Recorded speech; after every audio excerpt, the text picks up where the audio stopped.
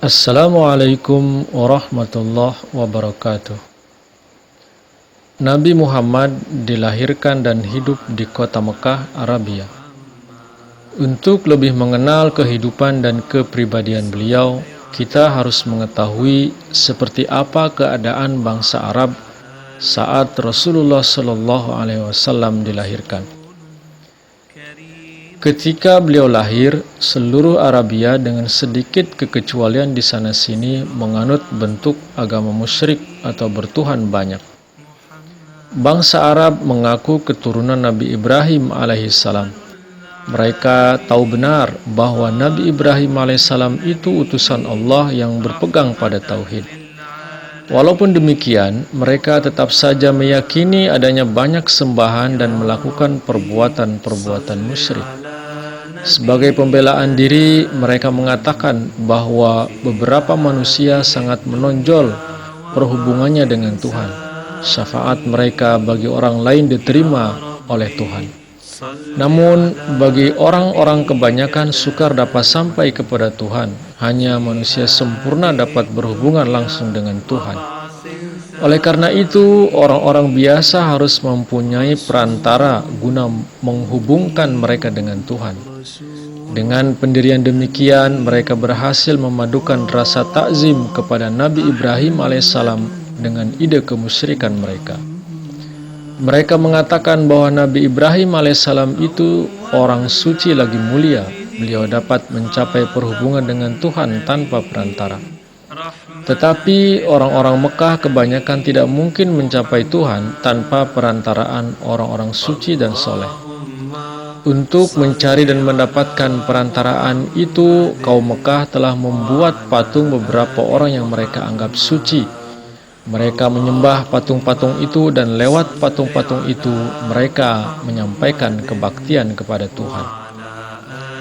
Pendirian demikian itu primitif lagi tidak masuk akal. Selain itu penuh dengan cacat dan kelemahan. Sekali kemusyrikan menyelinap dan berakar dalam suatu masyarakat, maka menyebarlah kepercayaan itu tanpa mengenal batas dan tepi. Jumlah berhala terus bertambah banyak. Pada saat kelahiran Nabi Muhammad, konon di dalam Ka'bah terdapat 360 buah berhala. Dilihat dari segi akhlak, bangsa Arab merupakan kaum yang memiliki watak berlawanan. Mereka menderita cacat akhlak yang luar biasa. Namun di samping itu, mereka memiliki sifat-sifat yang terpuji. Mereka itu pemabuk-pemabuk berat. Untuk mereka, mabuk-mabukan dan kehilangan kesadaran karena mabuk itu suatu perbuatan terpuji, bukan dosa. Anggapan mereka mengenai orang yang sopan ialah orang yang sering mengundang kawan-kawan dan tetangga pada perjamuan lomba minum arak. Tiap-tiap hartawan hendaknya mengadakan perjamuan minum arak 5 kali sehari. Judi merupakan kegemaran mereka dan mereka telah menjadikannya suatu olah seni. Mereka tidak berjudi untuk menjadi kaya. Para pemenang diharapkan menjamu kawan-kawannya. Dalam waktu peperangan, dana-dana dihimpun lewat perjudian.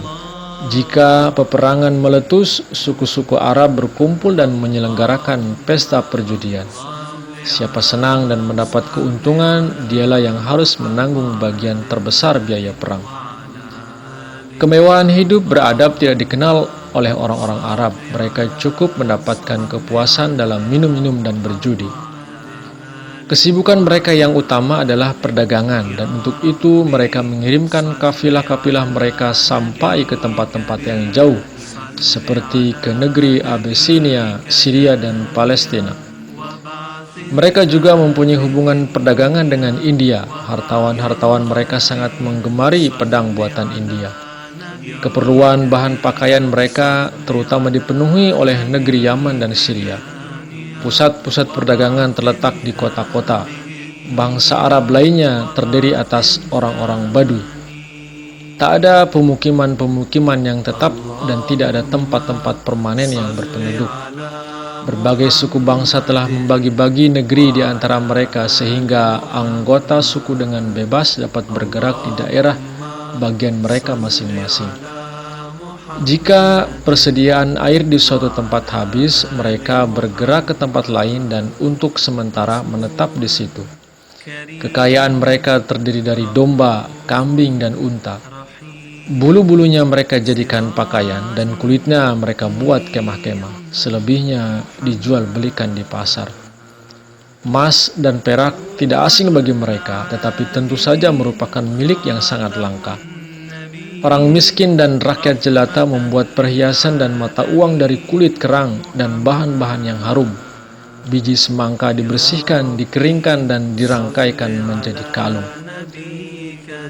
Kejahatan dan perbuatan asusila yang bermacam-macam bentuknya merajalela. Pencurian jarang terjadi, tetapi perampokan adalah hal yang lazim. Menyerang dan saling merampas dipandang hak turun-temurun, tetapi di samping itu mereka sangat setia pada janji. Di dalam segi ini mereka lebih daripada bangsa lain. Jika seseorang pergi mendapatkan seorang pemimpin atau suatu suku yang berkuasa dan minta perlindungan, maka pemimpin atau suku itu merasa berkewajiban melindungi orang itu. Jika hal itu tidak diberikan, kehormatan suku itu jatuh di mata seluruh Arab. Keramahan terhadap tamu dipandang sebagai sifat kemuliaan bangsa. Seorang musafir yang tersesat diterima sebagai tamu terhormat oleh suatu suku. Ternak terbaik akan disembelih untuk menjamunya dan penghormatan sebaik-baiknya diperlihatkan. Mereka tidak menghiraukan siapa yang datang berkunjung. Untuk mereka cukup bahwa ada tamu datang. Kunjungan itu dipandang sebagai sesuatu yang menambah nilai kedudukan dan wibawa suku. Maka menjadi kewajiban suku itu untuk memuliakan tamu. Penghormatan terhadapnya berarti penghormatan diri sendiri. Wanita tak mempunyai kedudukan dan hak dalam masyarakat Arab. Di antara mereka ada yang beranggapan bahwa membunuh anak perempuan adalah perbuatan yang terhormat. Keluarga-keluarga Arab yang melakukan hal itu mempunyai anggapan yang berlebih-lebihan tentang kedudukan mereka dalam masyarakat atau terpaksa karena alasan-alasan tertentu. Mungkin mereka tidak dapat menemukan calon menantu yang pantas untuk anak-anak perempuan mereka. Dengan kesadaran itu, mereka membunuh bayi-bayi perempuan mereka. Macam-macam cara dilakukan guna pembunuhan bayi perempuan, di antaranya mengubur hidup-hidup atau dengan jalan mencekik. Hanya ibu kandung yang dipandang sebagai ibu di dalam masyarakat Arab. Ibu tiri tidak dipandang sebagai ibu dan tidak ada peraturan yang melarang seorang anak laki-laki mengawini ibu tirinya setelah bapaknya meninggal. Beristrikan banyak adalah suatu kelaziman dan tidak ada batas jumlah istri yang boleh dikawini oleh seorang laki-laki. Lebih dari satu saudara sekandung boleh dikawini oleh seorang laki-laki pada waktu yang sama. Perlakuan yang paling buruk dilakukan oleh satu pihak terhadap yang lain dan sebaliknya dalam peperangan. Jika kebencian meluap-luap, mereka tidak ragu-ragu membelah badan prajurit-prajurit yang terluka, mengambil suatu bagian dan memakannya.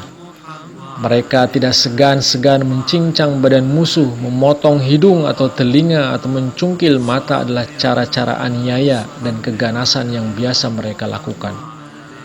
Perbudakan begitu meluas, suku-suku lemah dijadikan budak. Seorang budak tak mempunyai hak, tiap tuan berbuat sesuka hatinya terhadap budak-budaknya. Tidak ada tindakan dapat diambil terhadap tuan yang menganiaya budaknya. Seorang tuan dapat membunuh budaknya tanpa dituntut pertanggungjawaban.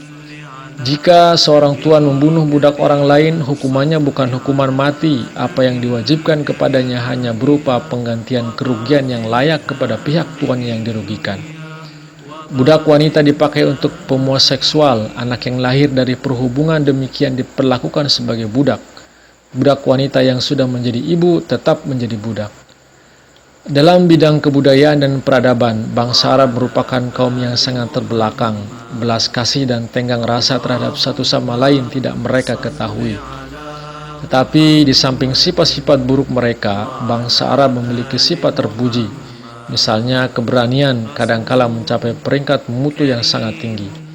Kemudian bangsa Arab sangat gemar akan ragam budaya berpidato. Perhatian mereka sangat besar terhadap bahasa lisan dan amat bergairah untuk menggalakkannya.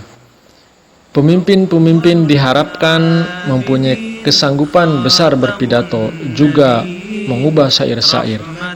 Ahli syair mendapat pengaruh dan penghargaan yang besar. Mereka dimuliakan bagaikan pemimpin-pemimpin bangsa. Namun mereka sedikit saja mempunyai hasrat maju dalam bidang ilmu, seperti ilmu sejarah, ilmu bumi, matematika, dan sebagainya, sama sekali tidak mereka kenal.